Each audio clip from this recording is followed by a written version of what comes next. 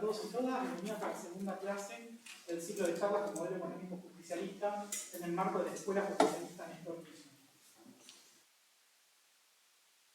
La síntesis de dos corrientes de pensamiento: el estructuralismo latinoamericano, que es la escuela de pensamiento económico en desarrollo, con la priorización de las problemáticas que tiene nuestro subcontinente a lo largo de su historia moderna, a diferencia de los manuales tradicionales de economía, que bajan las recetas que han funcionado en los países centrales. Como ya hemos visto, nuestra realidad diaria no se aplica, y es en muchos casos que solo empeoran las cosas. Mientras que el revisionismo histórico nos permite desentrañar la visión vista de la Argentina era una tierra de oportunidades durante el modelo exportador, mientras que la industrialización sustitutiva y el peronismo, ellos afirman que la Argentina entró en decadencia. Apuntalar la industria, crecer la justicia social, hacer una política exterior antiimperialista. En esta segunda clase vamos a conversar con dos especialistas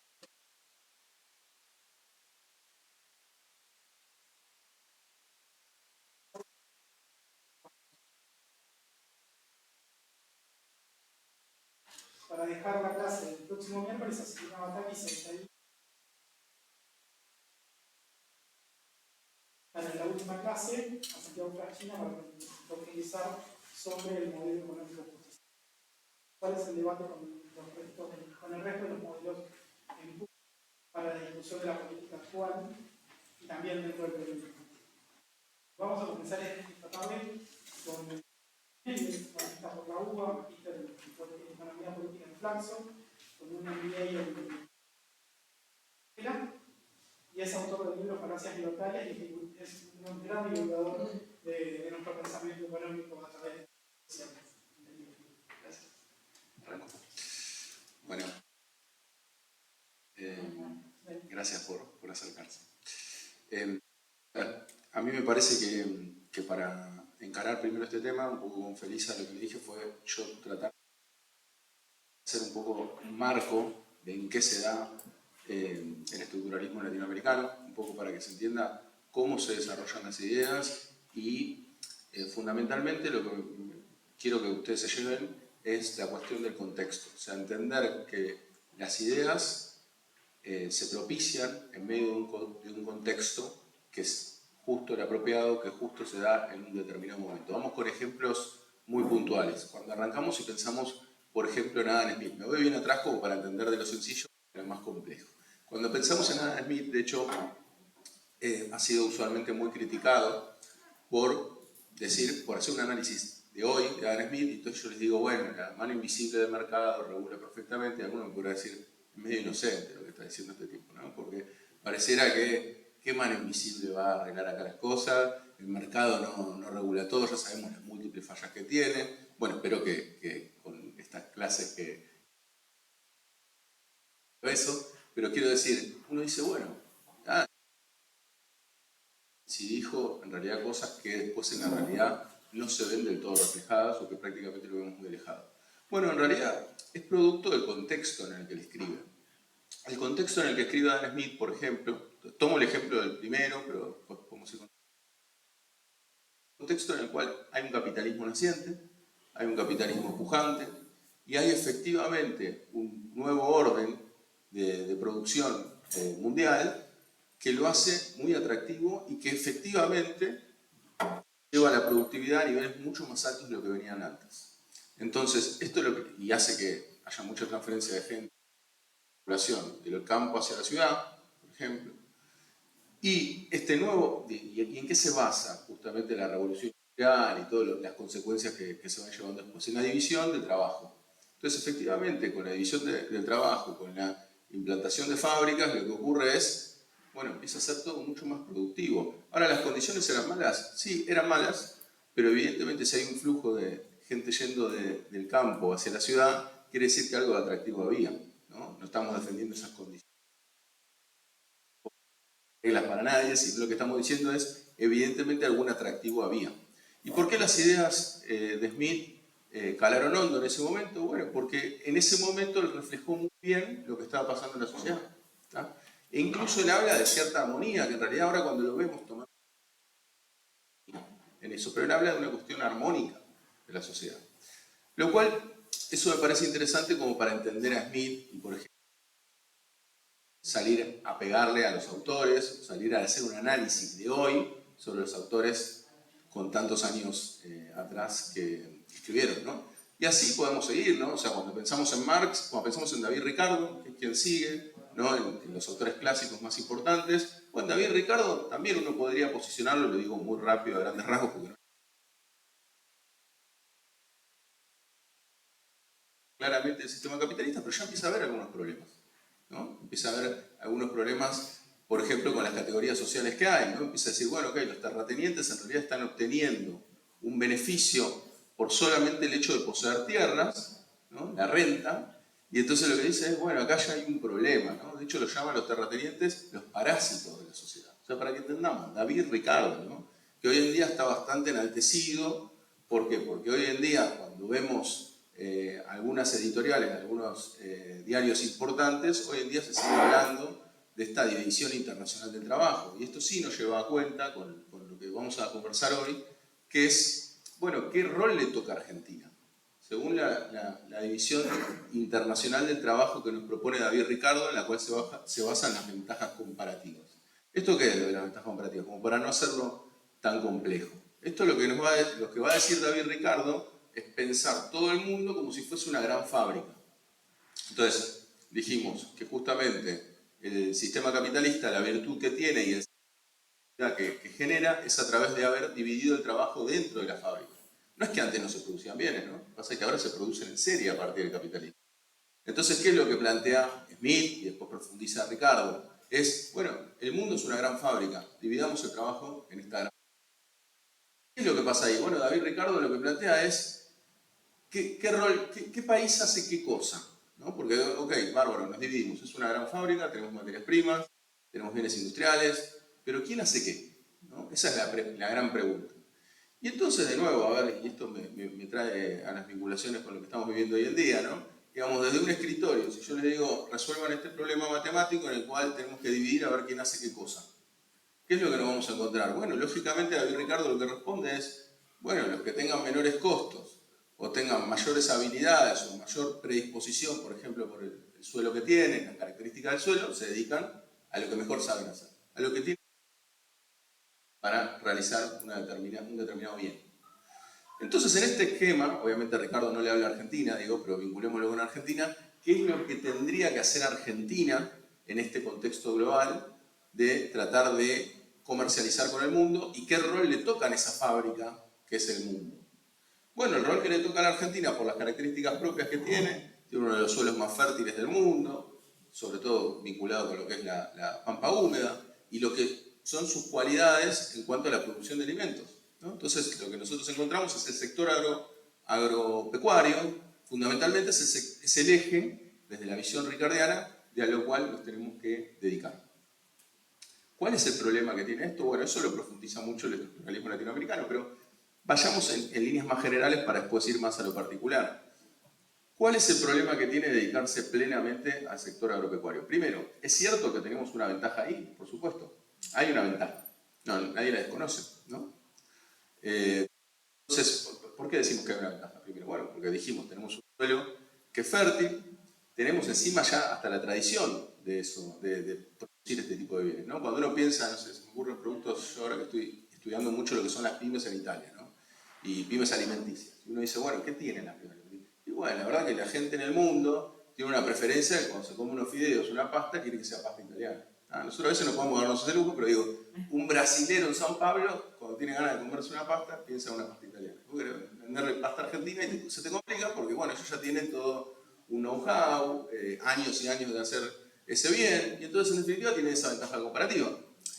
Entonces, en esta división internacional, lo que nos toca a Argentina es lo que tenemos. Bueno, cada somos reconocidos en el mundo, pero ¿cuál es el gran problema de esto? Y este es el eje de la cuestión. Ok, hagámosle caso a Ricardo. De hecho, dicho sea el paso, que exploré en mi último libro, que está un poco el modelo ese, justamente el modelo que hoy en día el presidente reivindica como que éramos la primera potencia mundial. más precisamente en 1895. Lo digo rápido porque no puedo con mi genio, porque tengo que desmentir esto, perdón, no es el ejemplo, pero lo necesito porque, para que a nadie le quede eso en la cabeza. En 1895, Argentina era el séptimo país de PBI per cápita más grande del mundo, pero solamente de 36 países extremedianos. O sea, el séptimo de 36. Después se termina midiendo 169. Y quien lo mide es Madison, que hace una aproximación. De hecho, pueden buscar Madison y lo pueden buscar y les da el Excel, o sea que no le estoy dando nada secreto. A partir de esto, esa es la medición de PBI per cápita. Pero en realidad, cuando uno habla de potencia mundial, ¿qué hablamos? Yo le digo cuál es la potencia mundial hoy, alguno me dirá Estados Unidos, alguno me dirá China, pero nadie me va a decir Luxemburgo y nadie me va a decir Liechtenstein, que son los países con PBI per cápita más alto del mundo. Entonces, lo que hacen es tomar un dato, que es el PBI per cápita, y decir, Milei construye. Encima éramos séptimos, o sea que ni siquiera éramos primeros, o sea que es inentendible el primer puesto, éramos la primera potencia mundial. Y no solo eso, sino que el presidente también dice que una buena forma de medir si un país está progresando o no son la cantidad de años de vida que ¿no? La expectativa de vida. Lo cual, entre medio de todas las mentiras, eso es verdad. Eso es un dato que está bueno, es verdad. En principio, los países donde más se vive son los países donde mejor están. En línea general hay un montón más de indicadores. Pero quiero decir, bueno, ¿cuánto se vivía en Argentina en 1895? Promedio, 33 años. ¿Cuánto se medía en Australia? 53 años. ¿Cuánto se vivía, en Alemania? También, 40 y pico.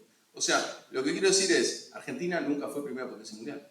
O sea, que ese modelo, por si nos planteamos la duda, che, pero Ricardo no tenía razón, ¿no había que ir a ese modelo? Bueno, la respuesta es no. La respuesta es no, primero, y aparte porque todos los informes de la época remiten a las grandes desigualdades, al problema de salud que había, en fin. No era una Argentina próspera. Claro, exacto. Eran unos pocos que aprovechaban esa riqueza. Y de hecho en el libro recopilamos unos datos de Ferreres que no están difundidos por lo general, o sea, yo lo que hice fue la recopilación de los datos, y lo que nos da encima, como dato llamativo y que no se habla de este tema, es que el pago de impuestos a las importaciones en 1895 eran entre 5 y 6 veces más de lo que se pagan ahora. O sea que, fíjense qué llamativo ese dato, ¿no? O sea, a las importaciones se les cobraba muchos impuestos. Bueno, en definitiva no era un comercio tampoco totalmente libre, o sea que no era tampoco a lo que aspira ley, ni a este gobierno, ni nada por el estilo. Pero vamos al fondo de la cuestión. Bueno, si hay problemas, ¿cuál es el problema de un modelo agroexportador? Bueno, el problema es que ese es el tema. Fíjense, hay un dato que yo siempre remarco porque me parece muy interesante. En el año 2016, cuando Macri asume y lo que hace es devaluar la moneda, incluso hace una baja de retenciones, o sea, hay una transferencia al campo fenomenal de ingresos. Lo que ocurre en ese año, en el año 2016, pueden verlo en las estadísticas, cuando uno va y dice, bueno, ok, hiciste todo a favor del campo. ¿Cuántos puestos de trabajo se generaron? Porque de última me dice, che, mira, yo hice esta transferencia, pero logré que algo se reactive por algún lado. ¿Saben cuántas estadísticas? Cero. No hubo generación de empleo. O sea, cuando vos haces transferencias de recursos a sectores que ya tienen excedentes, o sea, que ya les sobra, vamos a decirlo en términos colombianos, lo que hacen es ahorrar más. ¿Qué pasó? Sí, pasamos de que el auto más vendido era el Gol a la Hilux. ¿Ah? Sí, obvio, hubo algunos patrones de consumo distintos. No. Entonces, eso es lo que no cierra del planteo teórico de David Ricardo. Por eso creo que se vincula bastante con lo que vamos a ver hoy. Pero bueno, Ricardo ya empieza igual a ver ciertas dificultades, no vale la pena profundizar, pero digo, Ricardo es un poco más profundo que lo que es Smith. Esto no es producto de que sea más inteligente, ni menos, ni nada, sino producto de que vivió más años para ver la evolución del sistema capitalista. Y cuando uno va a Marx ve más años todavía. Entonces, lógicamente, ve consecuencias todavía más negativas, niveles de desempleo más altos, y empieza a ver que el sistema no le cuadra, así como está planteado.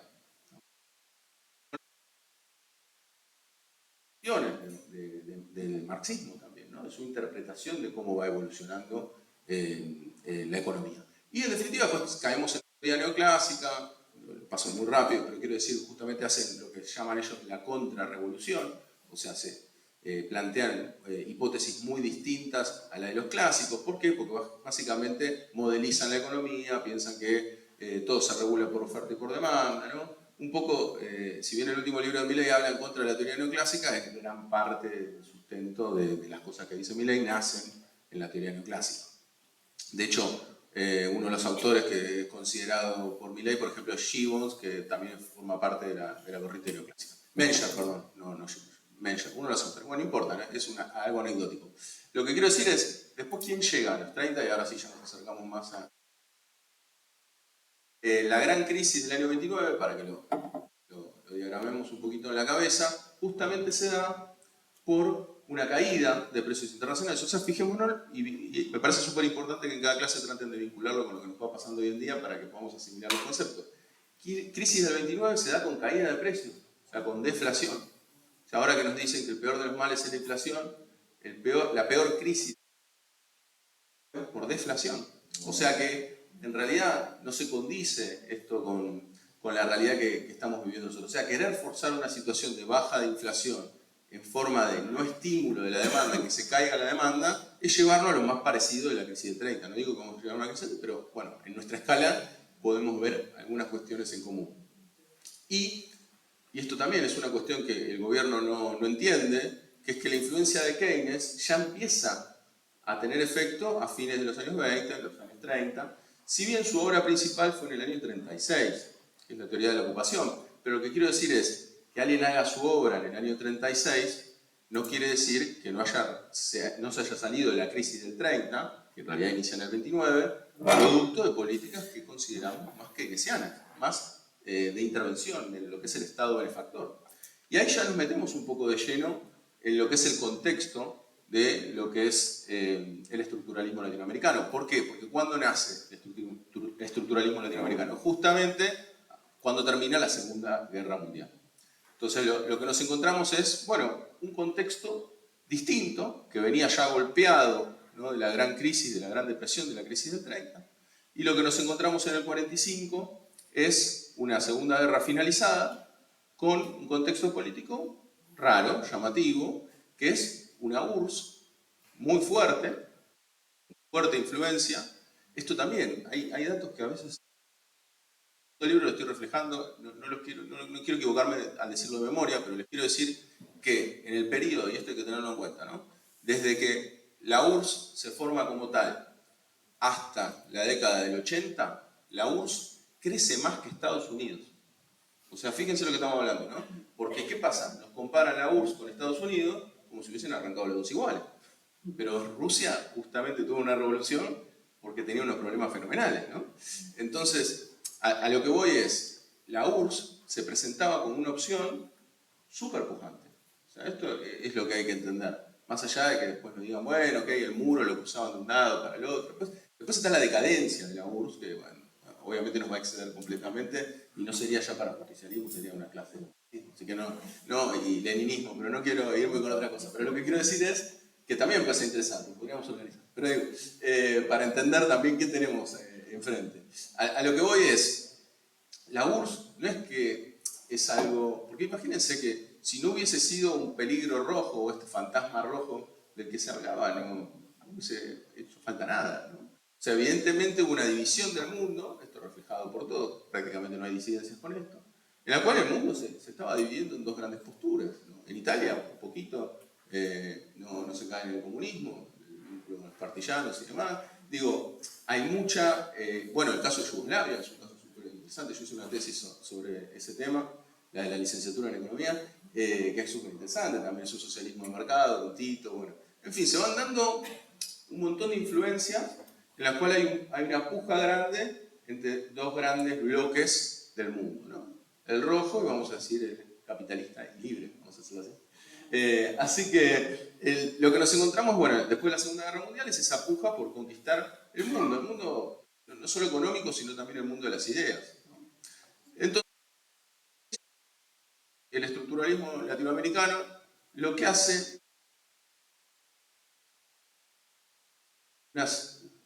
un análisis a través de la CEPAL, que lo que hace es analizar cómo está distribuido este mundo, que hay un centro, o sea, hay unos países que los vamos a considerar centros industriales, y hay una periferia.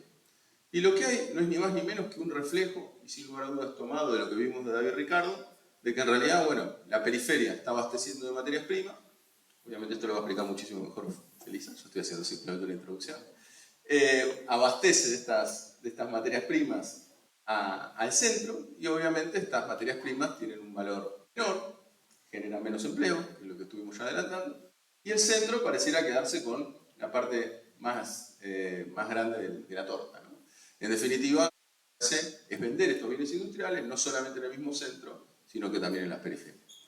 Ahora, más allá de lo que podamos conversar a través de esto, también me parece interesante, dado que yo ahora hago la introducción y paso la palabra, lo que quiero decir es, me parece interesante también cuando analicemos esto, cómo se está dando el contexto hoy en día, ¿no? Porque es, bueno, ok, estamos hablando de un centro y de una periferia. Bueno, y a su vez también lo que podemos ver es, bueno, qué pasa con China, ¿no? Y esto estamos hablando desde la década del 40, ¿no? Bueno, ¿qué está pasando hasta hoy? ¿Sigue igual, no sigue igual? Pero si no, te doy la palabra feliz, así no spoileo, como dicen ahora, y vamos después. Pero bueno, retomamos. Voy a pasar.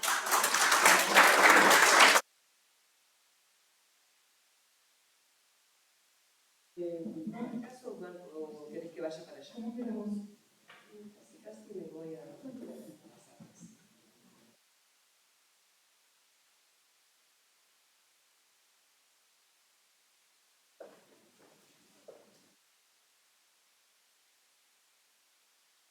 Bueno, buenas tardes. A todos. Aquí para hablar de apasionante, ¿no? Como es el surgimiento del capitalismo como teoría económica desde las entrañas de América Latina. Es la única prácticamente teoría económica que refleja el pensamiento de intelectuales y de economistas que estaban en esos tiempos en una época de mucha efervescencia y creación y creatividad de todo tipo, toman el problema del desarrollo, palabra que seguramente no van a escuchar mucho en las disertaciones de la actualidad, como un concepto necesario para ver cuál era la posibilidad de desarrollo de nuestra región. Lo dijo muy claramente Guido, el contexto era un mundo que había pasado por una crisis brutal, como fuera del año 30, con grandes contingentes de desempleados, con hambre, con caída de empresas que parecían que no podían de ninguna manera cerrar o caer nunca, con una Segunda Guerra Mundial que tuvo varios años a estos países más poderosos del planeta en contienda, y que además esto significó una caracterización de las relaciones económicas internacionales muy distintas a los momentos previos. O sea, hubo una disminución o una interrupción total, no, pero sí muchos condicionamientos para el fluir comercial y para el fluir del intercambio entre naciones en aquellos tiempos. Hubo una mayor internalización, o sea, una mayor mirada hacia adentro de los países centrales preocupados por la situación de guerra que estaban viviendo, donde su producción se tuvo que reorientar fundamentalmente a lo básico, los elementos de guerra y los elementos de sostenibilidad de su propia población, donde el avance tecnológico estuvo demorado, no porque no hubiera investigadores, sino porque estaban destinados y muy orientados a una investigación que tuviese que ver con la situación de guerra que se estaba viviendo, y esto generó entonces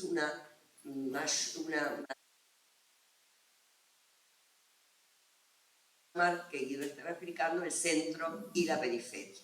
Entonces, al finalizar la Segunda Guerra Mundial, en el contexto de creación de las Naciones Unidas y los organismos que tienen que ver con los acuerdos de Bretton Woods, aparece un poco después la necesidad de ir creando para las distintas regiones del mundo comisiones económicas. La CEPAL es la Comisión Económica para América Latina, hubo para Asia, hubo para África, hubo para otros países, todas financiadas y auspiciadas por las Naciones Unidas, con el objetivo fundamental de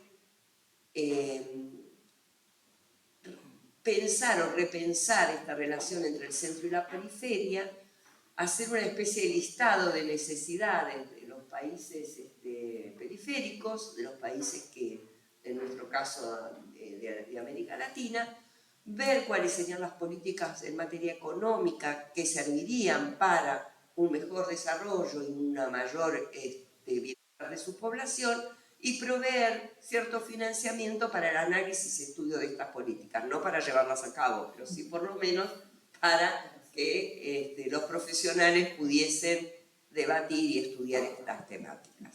Así que esta es una época de mucho debate, de mucho entusiasmo. Nuestra región estaba atravesando además un momento bueno, especial, en el sentido de que ya durante la guerra muchos de nuestros países habían también comenzado con una industrialización muy primaria, si se quiere, pero al tener menos provisión de los países centrales, tuvieron la necesidad, vieron que tiene cara de que está ese dicho, hubo necesidad de encontrar un camino para abastecerse de bienes que no signifiquen la dependencia de la importación de río, porque estuve hace poco en Venezuela, y en Venezuela se importaba prácticamente el 100% de alimentos, artículos de higiene y tocador y artículos de limpieza, todos elementos básicos.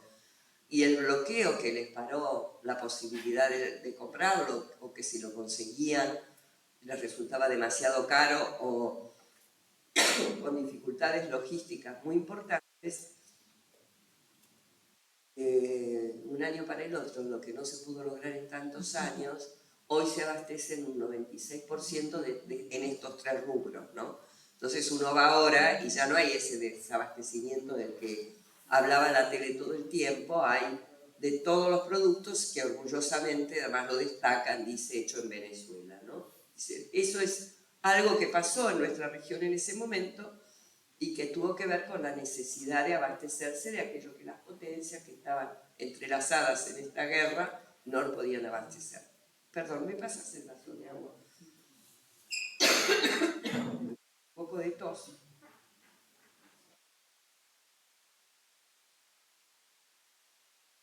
Era una época de mucha efervescencia en nuestra región, porque se daban estas nuevas, si se quiere, precarias industrializaciones, pero industrializaciones al fin. Se debatía sobre el sentido de estas nuevas prácticas de fabricar cosas que antes no ocurría. En Argentina por ahí era más actual, porque ya desde el año 20 Argentina fue un país que supo abastecerse de prácticamente los insumos más importantes para la vida cotidiana, no para la industria, no los complejos, sino los simples.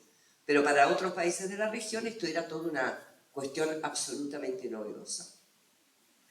Se debatía sobre esto, se pensaban distintas cuestiones de cómo mejorar la productividad, mejorar la eficiencia en esa producción que estaba surgiendo, pero también en otros ámbitos de la cuestión política, y América estaba siendo un laboratorio, ¿no?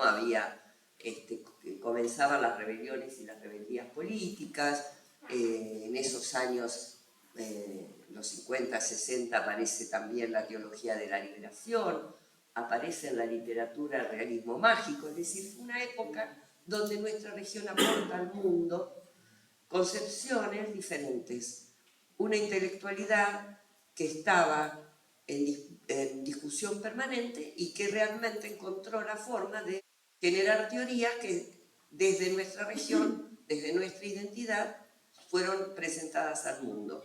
No pasó eso nunca más desde entonces.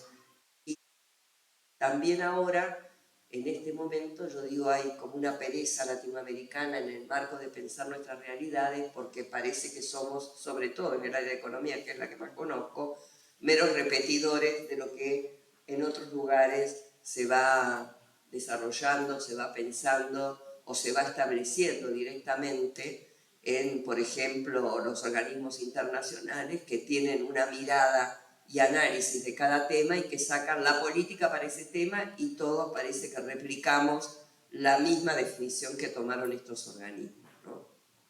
Así que En ese marco es que aparece la CEPAL. ¿Por qué menciono la CEPAL? Porque es de donde surge el estructuralismo latinoamericano. La CEPAL convoca especialistas importantes, interesantes, los vamos a ver ahora en el PowerPoint, y desde ahí comienza a trazar y a dar la discusión sobre esta cuestión del desarrollo y cuál tiene que ser la relación entre el centro y la periferia para lograr que nuestra región, nuestros países vivan mejor. Vamos a repasar entonces un poquito, a ver si veo algo en este equipo. ¿Dónde está acá abajo? El otro, ¿podemos tenerlo?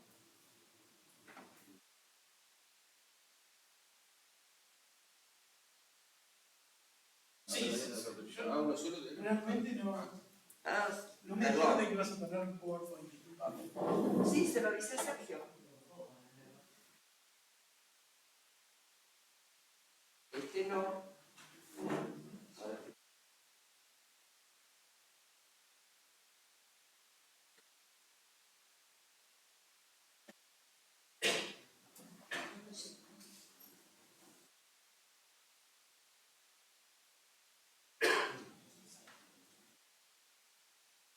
No, yo tampoco lo chequeé.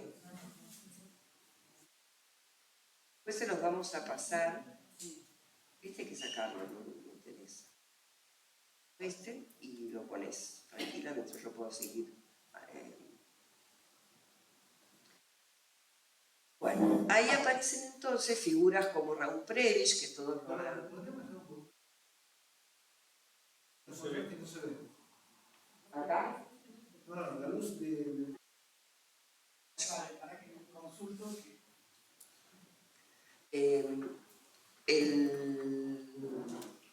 La convocatoria de la CEPAL se da a una serie de importantes economistas de la región, en ese momento Raúl Prebisch, que seguramente todos lo deben haber escuchado nombrar, Celso Furtado, de Brasil, otro gran intelectual y autor de numerosos trabajos que han dando la discusión junto con Ruy, Mauro, Marini, para entender qué era lo que pasaba en nuestra región, que no podía sobrepasar esa barrera como para empezar a tener una continuidad de sus políticas económicas, una mejora en la calidad de la educación y un acceso a los mayores beneficios de un posible desarrollo. Entonces comienza toda esta cuestión de la discusión en la propia CEPAL y aparecen las primeras definiciones, lo voy a ir siguiendo desde acá, desde mi teléfono, se las voy a ir comentando, de ya estoy.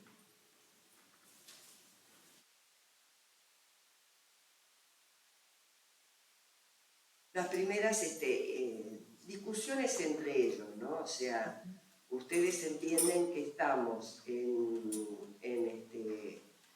el momento en que en nuestra región todavía y durante mucho tiempo, en concordancia con lo que pasaba en el mundo y esto que transmitía Guido hace un ratito respecto a el peligro que significaba la existencia de una Unión de Repúblicas Soviéticas muy fuerte, muy poderosa, de la Guerra Fría, un poco la conclusión que se saca en las Naciones Unidas y los países. Yo lo voy leyendo y en todo caso después se los pasamos. En realidad lo que ocurría era el temor de que si se veía que en esos países se solucionaban los problemas de la población y en el mundo capitalista, en el mundo occidental, en el mundo libre, no se lo hacía, aparecería entonces una mayor propensión en nuestros países a buscar una alianza con Rusia, con la Unión Soviética, con la otra parte de la Guerra Fría, digamos, ¿no? Entonces había una gran desesperación por encontrar una solución a esto y entonces en ese momento la participación del Estado en la economía era muy fuerte. Lo que se llamó el estado de bienestar en nuestros países también llegó a nuestros países también llegó. Y el estructuralismo defendía mucho la participación del Estado en la economía. En ese momento no estaba en cuestión el liberalismo, existía por supuesto, y el liberalismo había existido antes, y también estaban preocupados por el resultado y cómo quedó este empate estratégico entre el occidental liderado por los Estados Unidos y el mundo comunista liderado por Rusia o por la Unión Soviética. Entonces, ahí había toda una preocupación teórica también que da lugar también al nacimiento de la Escuela de Austria y a la preocupación que tenían ellos de que esta cuestión de que el Estado participase en las cuestiones económicas se acentuase cuando en realidad su mandato, su vocación, sus principales ideas estaban en el polo opuesto, ¿no? En lo contrario de esto. Así que bueno, fue muy de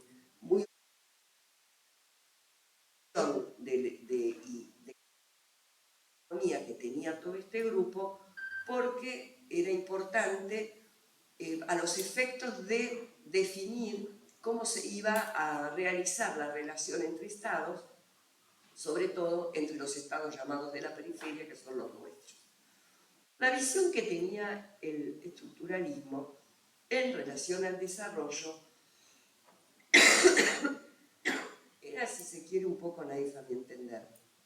Se pensaba que siguiendo determinadas reglas y andando determinados pasos que las naciones ya desarrolladas habían dado previamente, iban a lograr llegar al desarrollo. Se hablaba en ese momento de países subdesarrollados y países desarrollados, países subdesarrollados que deberían cumplir determinados requisitos para poder entrar al mundo de los países desarrollados. Claramente esto no fue así, porque desarrollo y subdesarrollo, y este concepto me parece que es uno de los que tendrían que quedar muy claros, desarrollo y subdesarrollo son la cara de la misma moneda. La existencia de los países desarrollados tiene que ver con el usufructo del excedente de los países subdesarrollados. En realidad, esto es uno de los conceptos que creo que son fundamentales, porque si nosotros muchas veces, incluso lo mismo, muchas veces hablo del subdesarrollo, cuando en realidad el subdesarrollo no es más que la contracara de la existencia de estos países desarrollados, y si hay algo que hoy está en disputa nuevamente es cómo esos países que ya están desarrollados tienen o quieren seguir absorbiendo el excedente de los nuestros. De hecho, esta es la cuestión que estamos viviendo con toda claridad. ¿Cuál es la inserción en el mundo de nuestro país? La región está viviendo otra realidad en este momento, pero ¿cuál es la inserción en el mundo de nuestro país? Y vamos a seguir siendo los oferentes de las materias primas, ya no solamente agropecuarias, de las que hablaba Guido, sino también de las mineras y energéticas que hoy necesita el mundo, o vamos a usarlas para lograr un mayor proceso, mayor proceso de industrialización, que no es caprichoso este deseo o esta necesidad de un mayor proceso de industrialización. ¿Por qué? Porque ni la minería, ni el agro, ni la energía, que son actividades primarias, tienen una exigencia o una demanda de mano de obra que genere empleo en proporción a la necesidad de absorción de la mano de obra existente en nuestro país. Entonces, esta cuestión de la industrialización no es un caprichito. Yo digo siempre, el peronismo parece caprichoso, porque siempre, claro, siempre hay que industrializar, pero no es por un capricho, es por una necesidad. Un país como Argentina, una región como la nuestra, necesita de procesos industriales para poder generar empleo y para mejorar los salarios de quienes están empleados en industria, tienen más valor agregado, más alto que lo de las actividades primarias, en muchos casos en el agro y en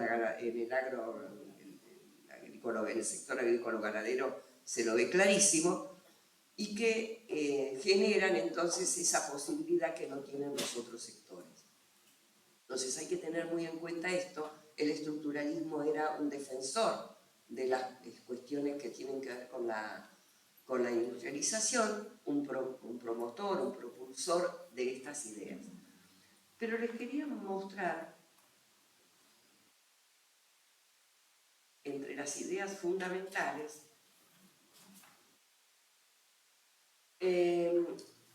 las características de por qué hablamos, ahí les puse dentro de las ideas fundamentales el debate de centro y periferia. ¿Qué tiene de particular ser centro y qué tiene de particular ser periferia? Eso también es un concepto que se tiene que tener muy claro. Centro, los países centrales son aquellos que tienen algunas características importantísimas, como por ejemplo, son los que llevan adelante la iniciativa en el proceso científico-tecnológico. O sea, tienen ciencia y tecnología en constante investigación y desarrollo y avanzan en ese sentido. En todas las áreas, en los bienes de capital, en las áreas química, petroquímica, farmacéutica, alimentos, bueno, en todas las áreas, la investigación y el desarrollo de los países centrales no se puede comparar con lo de un país que no la tiene, y esa es una característica de los países periféricos. Otra característica de los países centrales es que tienen abundancia de capital disponible para realizar grandes inversiones. Y acá yo digo, me hago una cuestión y hago un parate y me imagino esto, qué mundo había cuando esta gente de la que hablábamos antes, de la CEPAL, pensaba cómo tendría que ser un desarrollo posible. No existía el problema financiero como acuciante como lo tenemos hoy. ¿Por qué lo traigo a colación? Porque cuando digo que los países centrales, pensado en ese momento, se caracterizaban por abundancia de capital y los nuestros por escasez de capital, y por lo tanto los nuestros, los periféricos, no tenían la suficiente cantidad de recursos como para financiar las importantes obras de infraestructura que ya estaban, sí, hechas en los países centrales. Entonces, ¿quién iba a venir en auxilio? Las inversiones extranjeras. Entonces, acá también hay una corriente dentro del estructuralismo que tiene que ver con el desarrollismo, muy afín al ingreso de inversiones extranjeras. Pero el contexto era ese. No existía la temática de la deuda, que no aparece, toda la cuestión del excedente financiero, la financiarización de la economía mundial, hasta muy entrados los años 70 o hasta mediados de los años. ¿Por qué lo menciono? Porque en nuestra región, a partir del endeudamiento de los 70, en nuestro caso con la dictadura militar, ha sido desde entonces, y estamos hablando de más de 40, 50 años, exportadora neta de capitales. Es decir, si nuestro país y nuestra región, porque esto no pasó solo acá, Ecuador, Venezuela, Brasil mismo, han tenido problemas de balanza de pago, problemas de deuda, y esa deuda ha significado pagos de vencimientos y capitales mucho más potentes que el ingreso de inversión extranjera. Si ese proceso de endeudamiento además se hubiese utilizado para realizar las obras de infraestructura, para mejorar la ruta, las comunicaciones, los puertos, la telefonía, todo lo que es la infraestructura comercial, una cosa, porque hubiese mejorado la productividad y la competitividad del país y podríamos haber exportado de otra manera, pero fue simplemente para la especulación financiera. Muy claro en nuestro país, en Ecuador exactamente igual, en Venezuela lo mismo, donde además son países que son exportadores netos de capitales por pago de vencimiento de la deuda externa y del capital, pero y bueno, con los privados y con el Fondo Monetario Internacional, y su correlato en la fuga de capitales, es decir, salida de capitales del país, del sector privado, ya no para pagar deudas, sino simplemente porque como hay desconfianza en la evolución interna económica del país, los trasladan al exterior. Si uno suma lo que ha exportado como capital Argentina, tenemos aproximadamente unas 20 veces de lo que fue la inversión extranjera en ese mismo periodo. Es decir, la cuestión del movimiento de capitales y de cómo lo veían los cepalinos en su momento es muy distinta a la que podemos tener hoy, porque en ese momento, vuelvo a insistir, todavía no había pasado la crisis de la deuda, el excedente financiero internacional a partir del aumento del precio del petróleo en los 70, y por lo tanto ellos no podían estar hablando de esos problemas que todavía no habían ocurrido. Pero sí ocurría otro problema, que ellos se dedicaron a estudiarlo y a ponerlo sobre el... Hay que tener paciencia, porque es lo que se llama el deterioro de los términos de intercambio. Eso sí se dedicaron a analizarlo y a debatirlo, a introducirlo en las universidades incluso. Había, y sigue habiendo hoy, pero en ese momento, un desfasaje entre lo que es el intercambio de bienes industrializados o con valor agregado y el se benefician siempre los países que tienen un mayor valor agregado incorporado a los bienes que exportan. Entonces, un poco la postura de la CEPAL y su propuesta era superar esta cuestión industrializando. Era lógico. Era que los países periféricos estaban totalmente constreñidos en su disponibilidad de divisa y eso generaba una restricción al crecimiento económico e impedía un desarrollo sustentable. Lo lógico era que trataran de superarlo generando mayor valor agregado para que esas materias primas se dejen de exportar y dejen ser países que toman precio de los mercados internacionales de las materias primas y pudiesen utilizarlas y agregarles valor en sus propios territorios, en sus propios orígenes. Es muy interesante ver cómo se da este debate, cómo se lo plantea. Hubo montones de discusiones y aportes en el tema del deterioro de los términos de intercambio, del intercambio desigual, que realmente nunca se saldó porque de alguna manera está hoy todavía vigente. Es lo que vivimos no solamente en la Argentina, sino en toda la región latinoamericana. Si uno mira las exportaciones de nuestra región, va a encontrar que la mayoría de los productos tienen que ver con la explotación primaria, el extractivismo, que es como se llama ahora, palabra que en aquellos entonces no existía. Son minerales, son productos, por ejemplo, la madera, por ejemplo, derivados de la pesca, como los costeros Perú, Ecuador, son del agro y la ganadería como los nuestros, Uruguay, en fin, hay una caracterización muy particular respecto de que lo que se exporta de nuestra región es la cuestión de los recursos naturales, lo que tiene que ver con los recursos naturales, que quizá provenga de la concepción de la División Internacional del Trabajo. Nos toca tener muchos recursos naturales, bueno, ¿qué podemos hacer? Agarrarlos y exportarlos. Ahora, eso no nos sirve como región ni como país. Y esto es lo que querían explicar los especialistas de la CEPAL. Querían decir esto, no nos sirve. ¿Por qué? Porque tenemos población que tiene que tener empleo, no nos sirve porque si no agregamos valor, cada 2 por 3 hay una sequía y no tenemos nada para exportar y por lo tanto no podemos comprar los bienes que ellos producen y que nosotros necesitamos. Se deterioran los términos de intercambio porque las commodities caen de precio y nosotros como región nos quedamos pagando en el sentido de que no podemos seguir generando actividad económica. Entonces era muy importante este debate.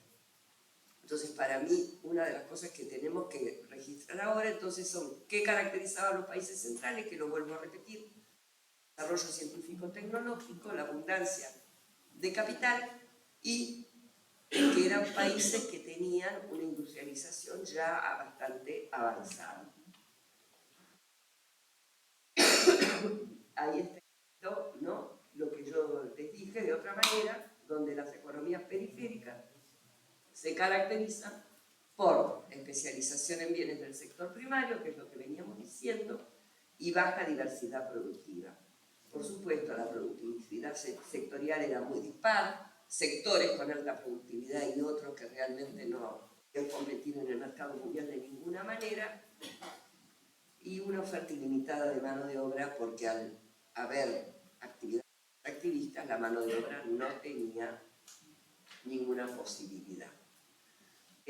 A mí me parece que esta cuestión de la estructura institucional que se menciona, que mencionamos en el PowerPoint, tiene que ver con que es cierto, nuestros países mirados como países que tenían una pobre calidad institucional,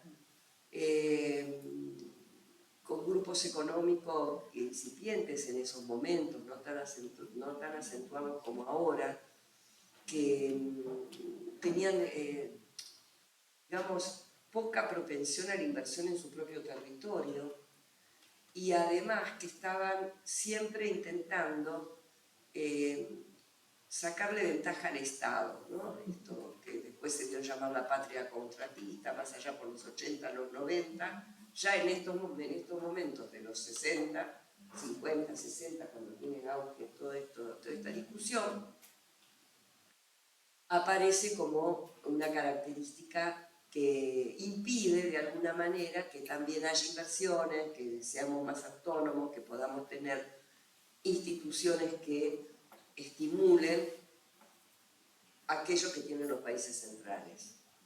O sea, el desarrollo tecnológico, en fin, el desarrollo de la infraestructura.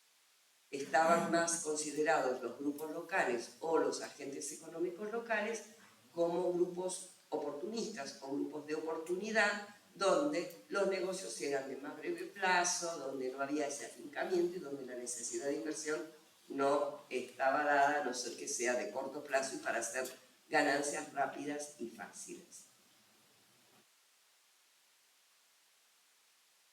Acá hay una cuestión que está en debate todavía, que es los términos de intercambio entre los productos primarios y los manufacturados tienden a deteriorarse a lo largo del tiempo. Hoy eso está en debate porque la verdad que no fue así todo el tiempo. Hubo momentos en que los bienes industriales bajaron de precio y los bienes primarios subieron de precio. Ahora, para que tengamos todo en claro, ¿no? Desde pisos muy distintos. Argentina exporta en un promedio de 800 dólares la tonelada. De todas sus exportaciones, dividiendo el total exportado por la cantidad de toneladas exportadas, uno obtiene aproximadamente un valor de exportaciones de 800 dólares la tonelada. E importa por 1.600, por aproximadamente el doble, haciendo el mismo ejercicio, por total de importaciones en dólares dividido las toneladas importadas. ¿Esto qué quiere decir? Que si bien los bienes industriales pueden haber bajado de precio en algún momento y hayan subido los precios de las commodities, sobre todo, no sé, el ejemplo lo han visto en la pandemia, ¿no? Donde todo el mundo hablaba del aumento de las commodities,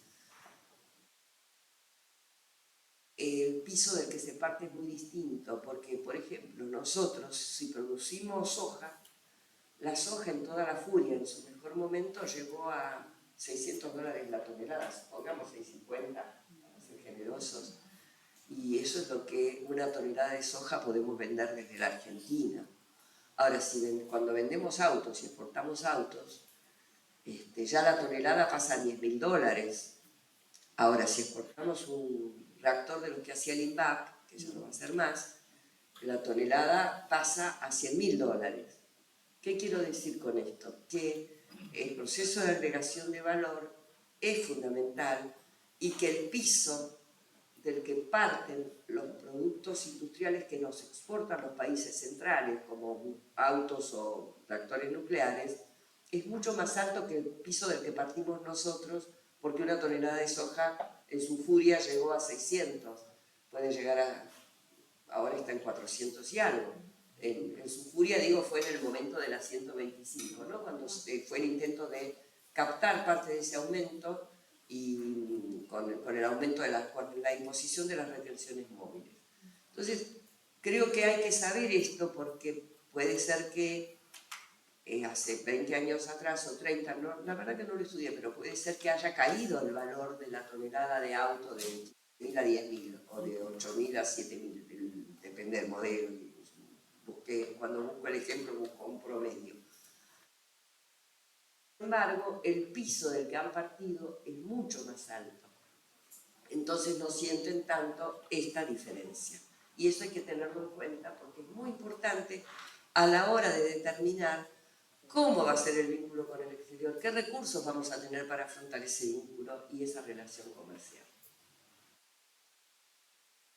Esto, lo que además se marca mucho siempre en la periferia, y acá abundaron mucho porque esto también hay que saberlo, después de que se arma todo este grupo de la CEPAL con el estructuralismo, del cual una de sus variantes es el desarrollismo, donde se trabaja mucho sobre la idea de buscar el desarrollo, que era una idea muy válida, muy positiva, donde se confunde el desarrollo como una etapa superior del subdesarrollo y se dan recomendaciones y pasos a las naciones para que hagan determinadas tareas para lograr ser desarrolladas en algún momento.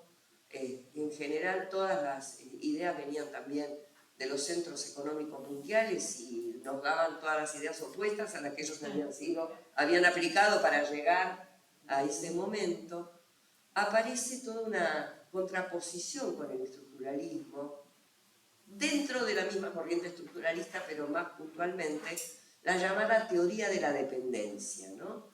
Donde ya no trabaja la relación centro-periferia, sino que habla, o sí la trabaja, pero definiendo que los países periféricos son países capitalistas dependientes y que por lo tanto esa relación de centro-periferia es una relación de dominación, así la conceptualizan, es de dominación porque, por todo lo que estuvimos hablando de las características que tienen los países centrales y porque además al complejizarse las relaciones entre países se va armando una institucionalidad internacional que es manejada por estos países centrales, con lo cual los países periféricos estamos sometidos a la institucionalidad internacional generada por los países centrales y no tenemos capacidad de opinión.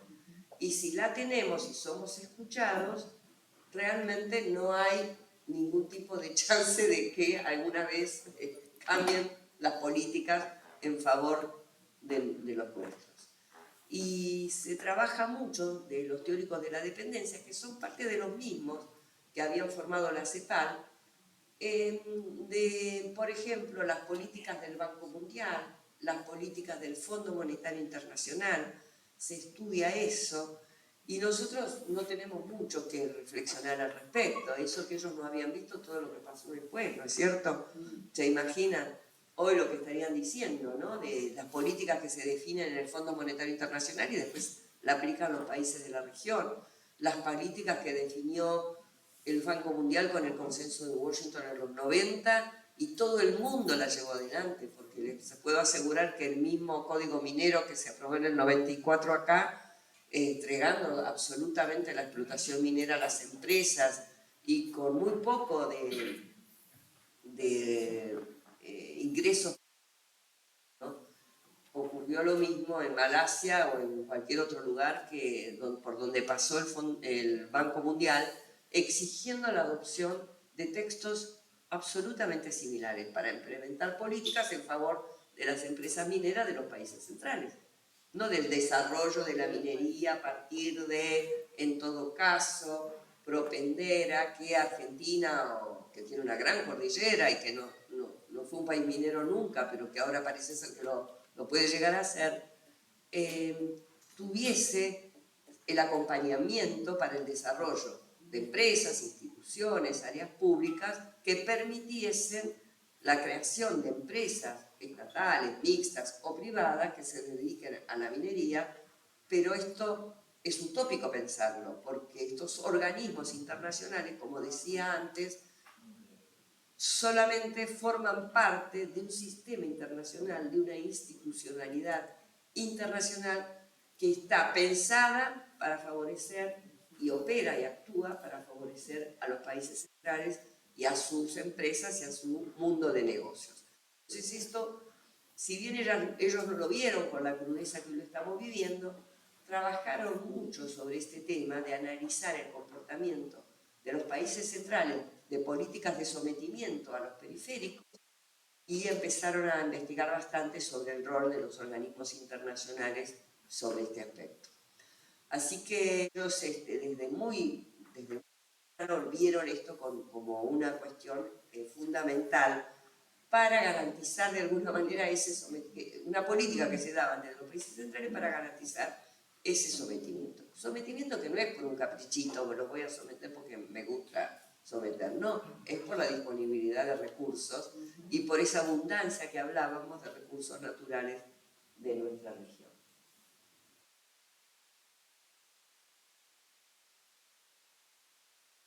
¿Qué recomienda el estructuralismo? La planificación estratégica, digamos, lo mencioné, pero lo quiero recalcar, el pensamiento estructuralista era un pensamiento donde el Estado tenía un rol fundamental. No tenía ningún inconveniente en que el Estado fuese Estado productor, Estado regulador, Estado empresario. No estaba en discusión como hoy que el Estado debe desaparecer, más o menos creo que es lo que quiere Milei y compañía, ¿no? Entonces, en ese momento, y esto iba en línea con lo que pasaba en el mundo, con la puesta en marcha del estado de bienestar y la profundización del estado de bienestar. Entonces, me parece que acá la planificación estratégica como herramienta para el Estado, para analizar y estudiar cuáles eran en ese momento, ¿no? Cuáles eran las principales necesidades y requerimientos de cada país, de cada sector, para que no fuese una industrialización o un proceso económico desordenado. La industrialización sustitutiva de importaciones, porque además ustedes saben que siempre por aquellos mismos años se analiza esta cuestión de que a medida que los países de la región crecían, como tenían ese crecimiento, cuando lo tenían sostenido, 1 año, 2, 3, esto generaba una mayor demanda de importaciones.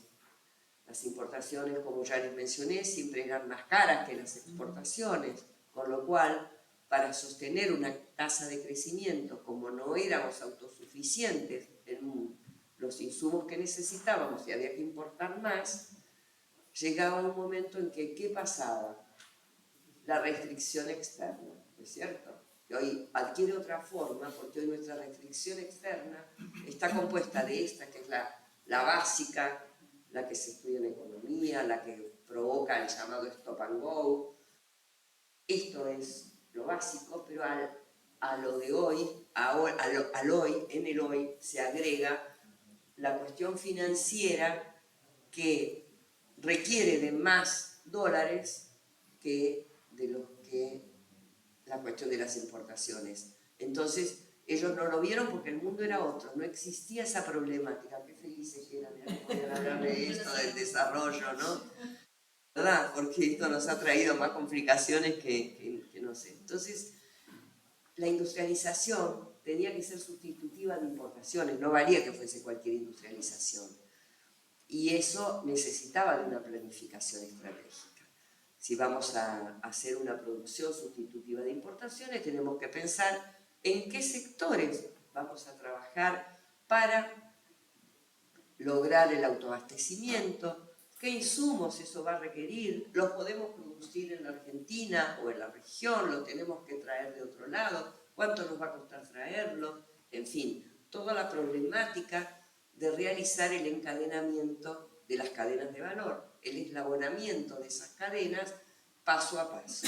Esto era lo que significaba la planificación de la que hablaba el estructuralismo en su momento. También proponen reformas, por supuesto, porque al haber cuestiones de industrialización aparecen otras problemáticas. Acá la del Estado, la laboral, países que no tenían de legislación laboral, porque no tenían práctica de trabajo, de empleo formal, de trabajo fabril. Entonces, el estructuralismo es abarcativo, o sea, fue pensado como para dar solución a una cantidad de problemas que eran ir resolviéndose como también como en un encadenamiento, ¿no es cierto? No pensar el desarrollo, bueno, de alguna manera sucederá, sino que muy ¿no? Muy pensado, muy estudiado, cosa que también se perdió en la economía, porque desde esos años la planificación estratégica no existe más. ¿Alguien escuchó hablar de la planificación estratégica del desarrollo en los últimos 40 años? ¿No? Porque incluso durante los mejores años cercanos, que fueron los años del kirchnerismo, hablamos poco de planificación estratégica del desarrollo. Y la verdad que es importante volver a repasar estos conceptos porque son necesarios, porque ningún país, les puedo asegurar que mirando ejemplos, estudiando, analizando, Guido, vos lo podrás saber mejor que yo porque sos más joven y porque a lo mejor me decís, no, ahora hace poco pasó tal cosa. Ningún país se desarrolló o llegó a un momento de lograr un mayor bienestar, industrialización, autonomía económica, si no fue por una planificación y una participación activa del Estado. Entonces esto es algo que ellos tenían muy claro y hay que reconocérselos. No necesariamente todas las teorías económicas contienen esta reivindicación del rol del Estado en la planificación económica. Esto lo vamos pasando. Bueno, acá ya estamos terminando esto, pero a mí me gustaría señalarles algunas cosas.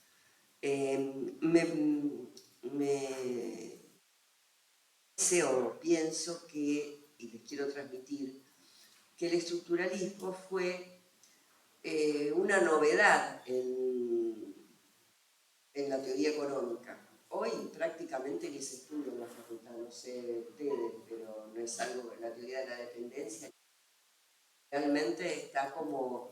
En la UNDAP sí, en la UBA no. En la UNDAP, bueno, pero porque son las universidades del conurbano donde hay otra filosofía y otras, pero en la UBA no. En la UBA no, en nuestra generación... como corriente de pensamiento que existió. Sí, capaz que depende de la cátedra que te toque también, eso Claro. es una buena. No es Términos estructural de la conceptuales. carrera. En cambio en la UNDAP tenés una materia. Sí. Bueno, yo mi novia va a la UNDAB, pero... Yo creo que es Habla importante... de la UBA en ciencia política, conceptualmente sí se aborda en la materia, pero no como un contenido, digamos, estrictamente económico, sino de manera conceptual. Pensamiento económico. Y yo...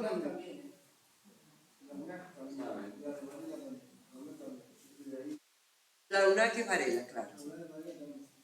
Yo creo que puede haber así casos, ejemplos, ¿no? Donde sí el estructuralismo tiene un lugar, digamos. Pero creo que es subestimado, ha sido subestimado, incluso por muchos de nuestros propios, ¿cierto? Porque yo creo que tiene que ver con y esto es para pensarlo juntos, ¿no? Con que la economía ha cambiado tanto desde aquellos tiempos que hay cierta parte que uno puede decir, bueno, no la pensaron, no la está incorporada, aún no podemos jugar con las mismas reglas de juego con las que ellos pensaron las cosas, la industrialización sustitutiva cumplió una etapa.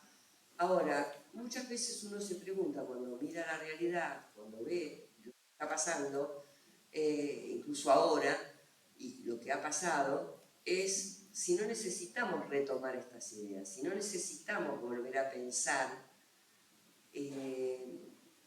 estas posturas de planificar el desarrollo, de que el Estado debe tener un rol fundamental en esto, de que el capital extranjero que ellos pensaban que era tan importante, con la experiencia que tenemos ahora y que sabemos que somos exportadores netos de capital con una buena planificación y sabiéndolo, podríamos hasta autofinanciarnos nuestras propias necesidades infraestructurales. En fin, yo creo que hay una serie de cuestiones pendientes para analizar el aporte que ha hecho toda esta comunidad de pensadores al amparo de la CEPAL, que hoy sigue vigente, pero que lamentablemente no tiene ya esa impronta innovadora, con cierta rebeldía o de pensar las cosas desde un lugar más propio, ¿no? Sí. Yo creo que sí, que es fundamental. Me resulta extraño que haya estado tanto tiempo oculto. Hace tiempo que vengo leyendo, digamos, siempre lo he sostenido, más allá de mirar, que ha dado por las disputas de poder de quién se apropia del conocimiento, de alguna manera entre el centro y la periferia. Eso es, incluso hay mucha bibliografía relacionada con esto, por ahí localizada. Me parece muy importante destacar a los grandes tecnólogos que hemos tenido, que incluso han sido ideas reconocidas internacionalmente e innovadoras, como Barzaghi, Jorge Sábato, Rolando García. Exactamente. Creo que este fenómeno que vos estás es una visión del desarrollo. Yo considero personalmente que la única para salir del modelo, digamos, de la visión del país subdesarrollado es necesario un modelo de desarrollo, que bien lo explica todo esto, y que hay muchísima bibliografía, pero muy oculta, porque justamente la Argentina ha sido un ámbito de disputa permanente, según una experiencia que de alguna manera puedo ver, entre los dos proyectos de nación, en el cual el modelo industrialista, que ahí viene el tema, la industria no es solamente una planta industrial. Para ser un país industrial hay que tener una estructura científica y tecnológica que permita abordar la sustitución de importaciones con tecnología propia. Por lo tanto, la investigación y el desarrollo científico, que es la base, su aplicación en tecnología de punta, es la herramienta fundamental de eso. O sea, yo creo que esto está oculto, nunca desapareció, ahora más que nunca. E incluso también en los últimos justamente la aparición del grupo de Ciencia y Técnica Argentina y los tecnólogos que incluso tiene cosas concretadas y que desconoce en general digamos, el ciudadano común. Y me parece que los sectores dominantes en la Argentina, lo cual sabemos muy bien, han logrado bloquear a la opinión pública mostrando como verdad absoluta un concepto que es discutible. Es, por ejemplo, el hecho de que fue otra época que se justificaba, luego con la aparición, la etapa de expansión del conocimiento de la industria, eso se limita.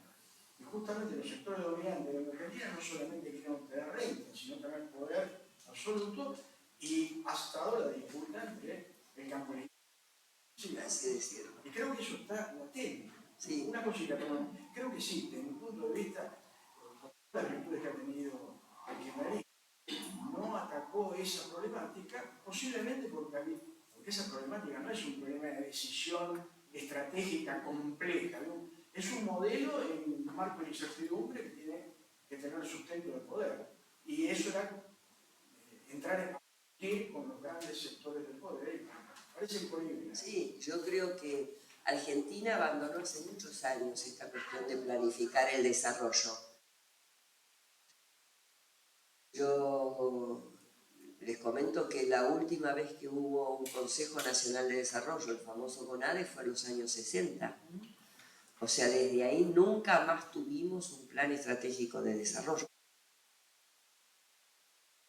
El plan trienal 63-73, que ese sí fue el último, ya ahí no hubo más. Alfonsín tuvo un plan estratégico de infraestructura que estuvo muy bueno, de transporte era, en realidad, no de infraestructura, de transporte, que estuvo muy bueno, pero Argentina no tiene como otros países de una, no sé, uno piensa, no sé, en países China.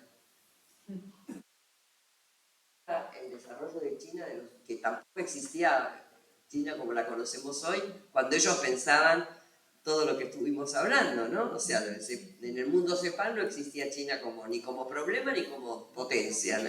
Yo creo que en el alcance que tenía el Ministerio de Ciencia y Técnica, fundamentalmente a través de la gestión de Hurtado, no nos olvidemos que Salvarezza también es un tecnólogo relevante, y ellos tienen esta visión, lo mismo que vos y todo ese grupo, pero hay una restricción, porque por otro lado, había un plan 2030 que en gran medida tenía que ver con sí, pero digo, como lo que vos decías, ¿no? Como decían los teóricos de la dependencia, cosa que nos genere que tengamos metas, que tengamos integral, no de la ciencia, no de la industria, no del plan integral de desarrollo de la Argentina.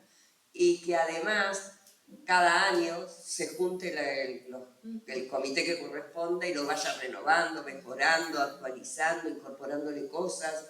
Me parece que estamos lejísimos de eso. Nosotros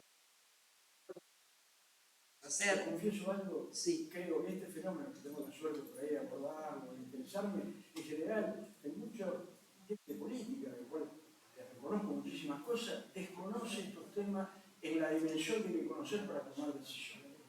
Son muy pocas las personas. Sin ninguna duda, Cristina Kirchner conoce este tema. No, Algo que quiero destacar y no por eso quiera nada más. Y No también escuchas, pero no hay otros escuchas. sectores económicos que no tienen. Bueno, ella quería hablar. O vos. Habla, parate y habla fuerte. O acercate al... compañero, me gustaría agregar que se dice, ¿no?, de las capacidades técnicas y el desarrollo científico de la nación. Esta es la razón por la que el gobierno actual me interesa mucho el financiamiento de la educación, es decir, anarcoliberal, centrado en exportaciones básicas, no le interesa tener mano de obra cualificada en un país que desarrolle sus capacidades técnicas, porque eso sí no contribuye al modelo de país que quieren imponer. Sí. Parece, chicos, que hablamos dos preguntitas y cerramos. Perfecto. Sí. Compromisos previos. Yo quería terminar una idea que hablábamos, ¿no?, del estructuralismo con sus vertientes del desarrollismo, de la teoría de la dependencia, y ellos quería señalarles que ya cuando estudiaban estos temas y hablaban de que de acentuarse esa relación entre centro y periferia, se iban a ver las consecuencias de tener países donde adentro de un mismo país se verificase la misma antagonía entre centro y periferia. Entonces se iban a armar círculos, que llamaban así, por ejemplo, de consumo, donde una parte de la población consuma en determinados espacios territoriales y otra en otros. Y yo cuando miro quiénes vamos a los shoppings y quiénes van a la salada, a la saladita, etcétera, etcétera, me pregunto si no estamos viendo en vivo y en directo lo que pronosticaron los teóricos de la dependencia al no haber podido superar esa contradicción o esa relación tan negativa entre el centro y la periferia. Entonces, esto quería que lo sepamos, porque adentro de los países también se da esa cuestión puse el ejemplo del consumo, pero lo pueden pensar en distintas cuestiones, la cuestión de los bienes culturales, el acceso a determinadas entidades educativas u otras, como que se forman círculos separados de pertenencia que hace que cada vez la sociedad internamente reproduzca esas condiciones del centro y de la periferia. Entonces, con esto yo termino y ella quería ver. Bueno, muchas gracias por la explicación. Yo voy a hacer tres preguntas concretas, no reflexiones. está bastante vinculada al tema del papel de la integración regional y la complementariedad productiva que Previch, digamos, en el discurso sobre México plantea, digamos, bueno, qué países somos complementarios y qué no, qué continuidad puede haber ahí. Ahí me parece como importante, pues, complementariedad y que se salga de la periferia. La segunda pregunta es el cambio de la CEPAL, sobre todo con Machinea, y el tema del regionalismo abierto, y me interesaba saber, porque bueno, Bárcena intenta retomar un poco, pero bueno, quería saber tu opinión respecto, porque parece como gusto a poco, ¿no es cierto?, lo que está haciendo CEPAL. Hay un intento de regreso a Previch, pero bueno, como a mi criterio es un gusto a poco, y nada, quería esa pregunta. Y la última, digo, para no molestar mucho más, es esto de subestimar que se habló del tema de la academia, es porque es más fácil colocarlo en forma cartesiana, liberal o marxista, y la verdad es que hablar más del estructuralismo latinoamericano sería como una base para entender el peronismo, como estamos acá. Entonces, como docente nos pasa eso, o sea, la mayor parte, cuando damos estructuralismo, los estudiantes nunca lo vieron, entonces es difícil entender el peronismo y que es contexto. Pero me parece bien hacer eso. Dale, ¿alguna otra pregunta? ¿Algún otro compañero o compañera? Les pido que que se paren y hablen en voz alta. Hay que pararse. Bueno, puedes hablar en voz alta. La dejé hace mucho rato. No, yo quería agregar nada más que el germen lo tenemos en la visión de Manuel Belgrano. Cuando Manuel Belgrano dice no seamos un continente, porque ya no hablaba ni siquiera de un país, sino un continente que nada más se dedica a materia prima. Solano López y la Triple Alianza es porque Paraguay estaba industrializado, por eso se lo destruyó. Otro gran visionario fue Perón, que crea la pequeña industria con los tallercitos domiciliarios, pasa a la mediana industria, se preocupa hasta en el tema de energía nuclear, atómica, y cuando Argentina está despegando es que se produce el 55. O sea que todo esto responde a mi pequeño y limitado modo de ver a un plan que nos tiene agarrado por todos lados. Nos generan la deuda, se la entregan a cualquiera, a propósito, para que la fuguen, sabiendo que la van a fugar. Por el otro lado, tienen poderes adentro que regalan nuestros recursos naturales, porque ni siquiera hay control de lo que se extrae, y solamente se tiene un 3% de lo que las empresas declaran que llevan. Se lo prioriza en el tema de explotación minera, todo lo que es oro, se maneja con un hermano que está viviendo en San Juan. El agua de San Juan, está cerca de Cordillera, tiene cianuro, el agua que tiene que tomar la gente.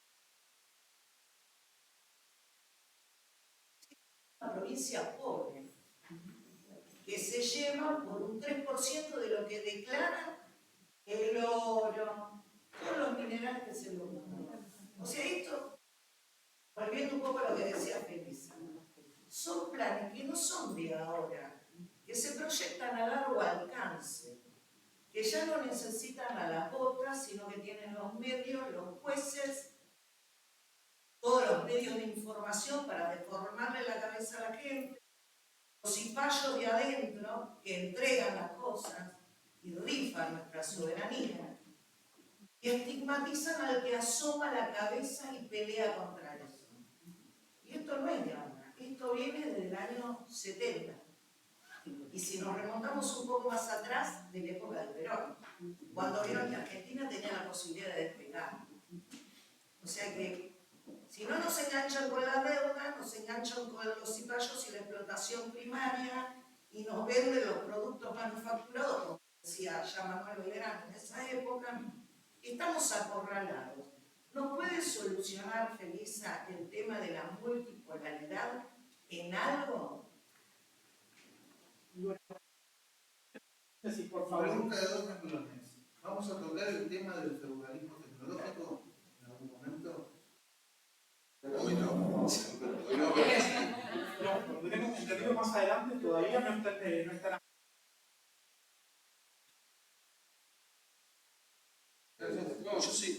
algunas aclaraciones y respondo, sobre todo, sí. No, era muy sencillo recordar que en el año 69 vino James Petrarch, sociólogo estadounidense, y verificó que un alto grado de interacción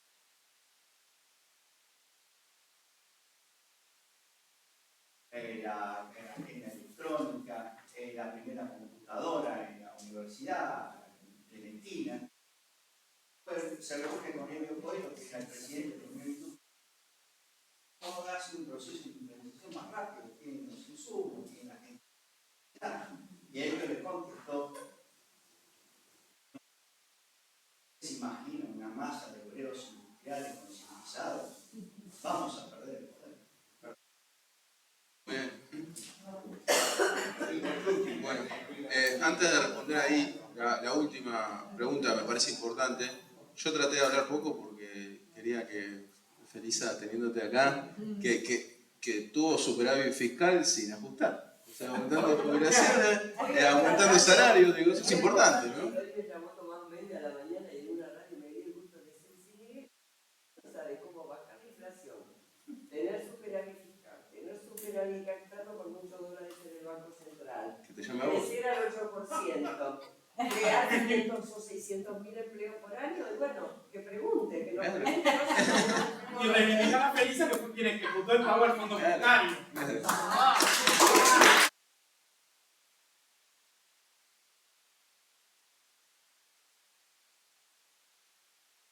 En serio. A un asado o a milanesa. Entre milanesa y milanesa en el club de los negros. Es inútil. Está teniendo toda la tecnología ahora. Me tuve que ir por otra calle porque estaba acostado. Represión en los juzgados de vuelta. Lo que estamos viviendo. Eso sí que se no sabe hacer no.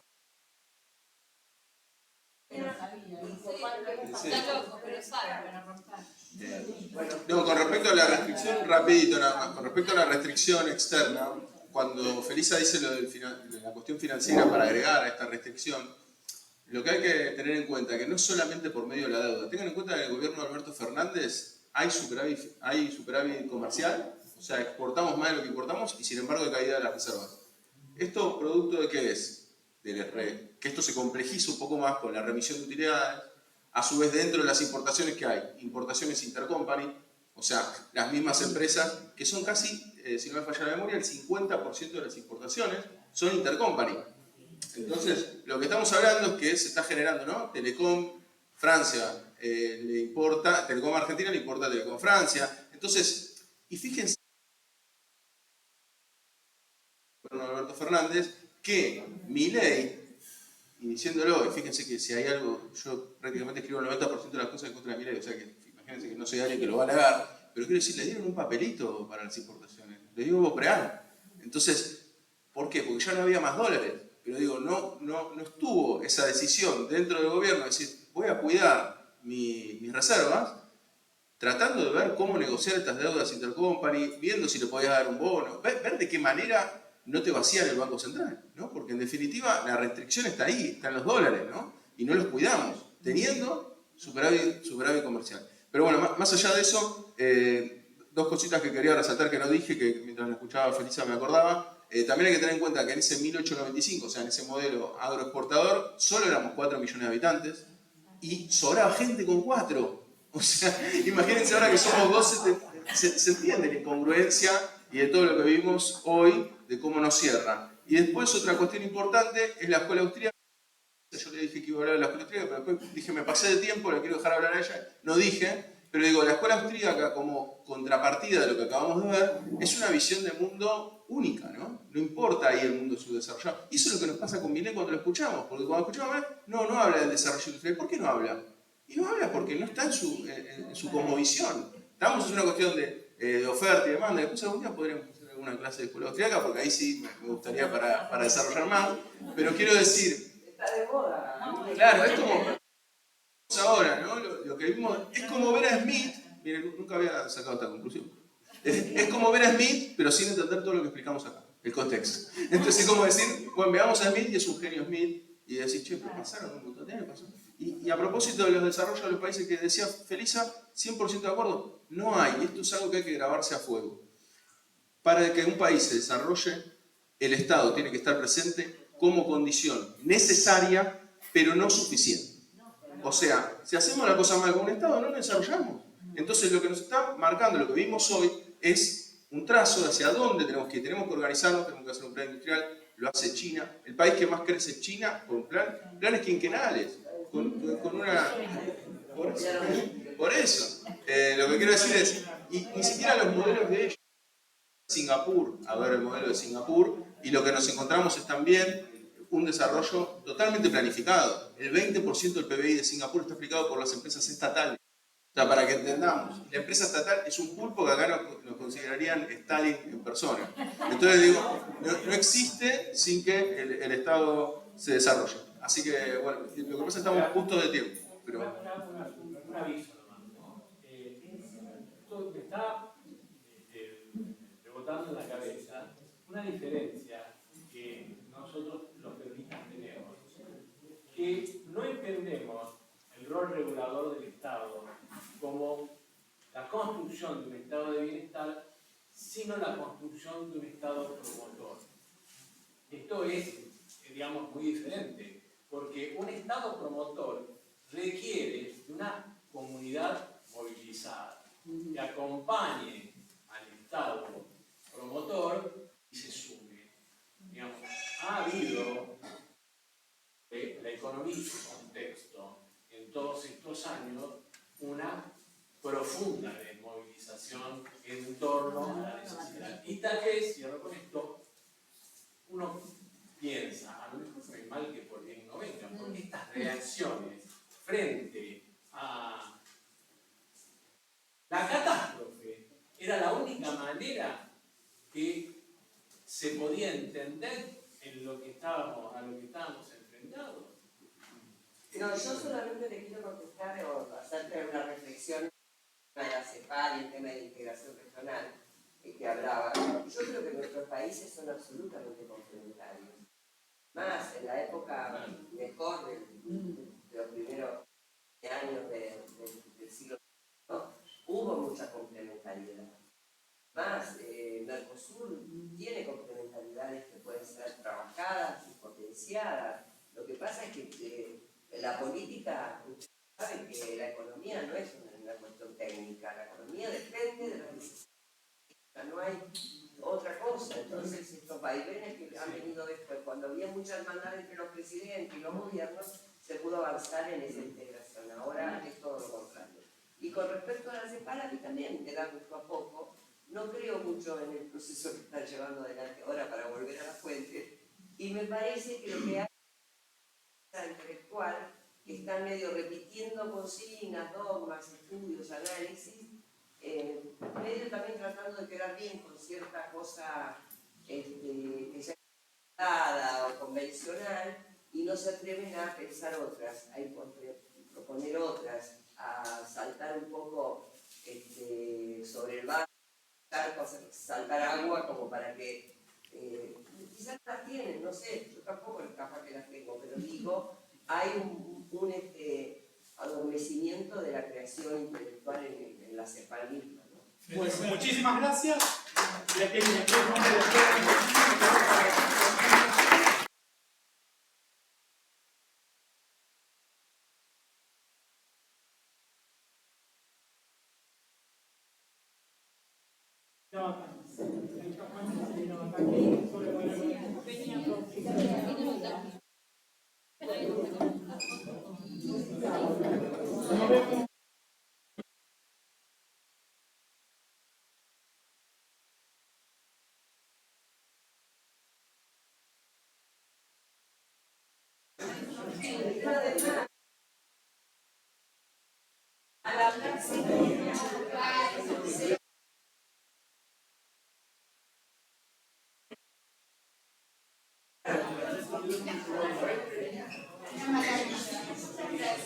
Bueno, no,